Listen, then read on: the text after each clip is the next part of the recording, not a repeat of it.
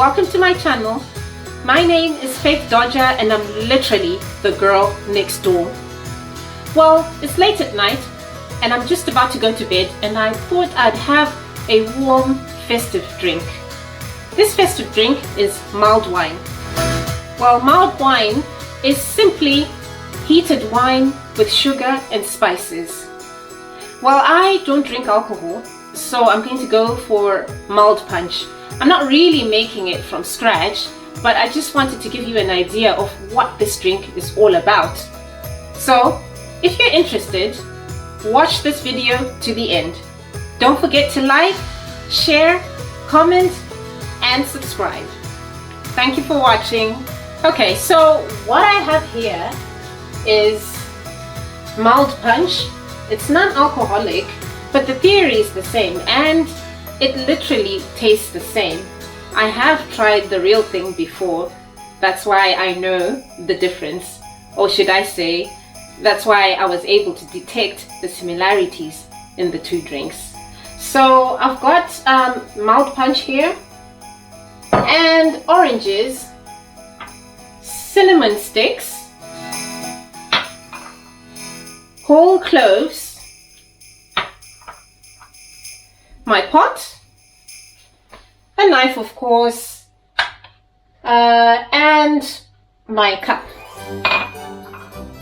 So what I'm going to do right now is I'm just going to heat up my punch, slice my oranges, throw in the oranges, a cinnamon stick, and cloves.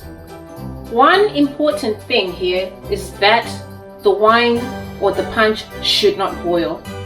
If you're using wine, if it boils away the alcohol in it, so you shouldn't heat it above 60 degrees. So that's why I have a thermometer to check that. So let's get started. Mulled wine originated in the 2nd century. It was created by the Romans, who would heat wine to defend their bodies against the cold winter. As the Romans conquered much of Europe throughout the next century, their love for mulled wine spread across their empire and the regions they traded with. As its popularity continued to grow throughout the Middle Ages, Europeans would mix heated wine with spices because they believed it would promote health and avoid sickness.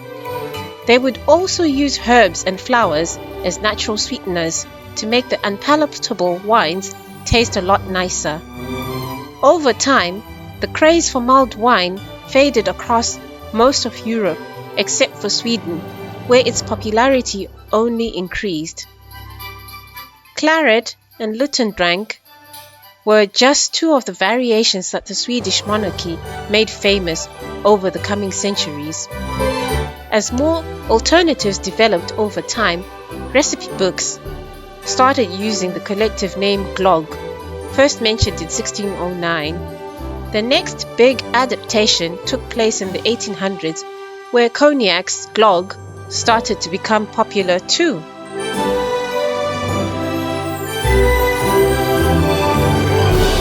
The big turning point came in the 1890s when glögg became associated with Christmas. Every wine merchant across the country had their own unique recipe to share. Over time, these unique bottles, most depicting Santa Claus, were distributed throughout the rest of Europe, uprooting the long-forgotten mulled wine in a new festive light.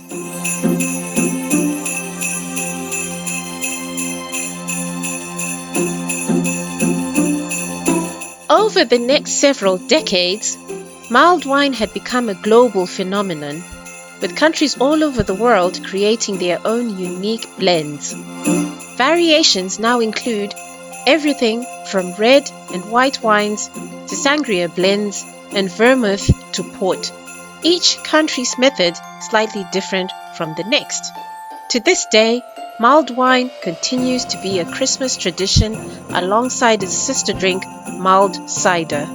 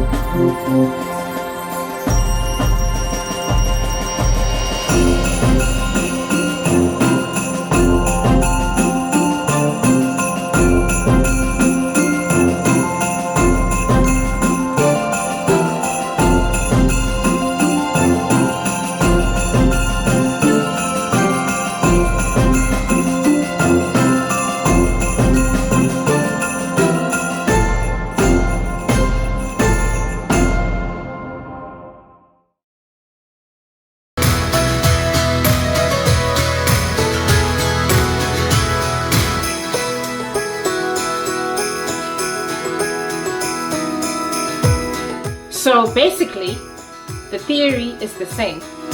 The method you would use to make mulled wine is the very same method you can use to make mulled punch. I'm just going to taste it and see if I got it right. Lovely, citrusy and spicy and warmed to the perfect temp. Do not boil it, please. I hope you get to try it. It's a lovely drink, perfect for a cold winter's night. Well, thank you for watching.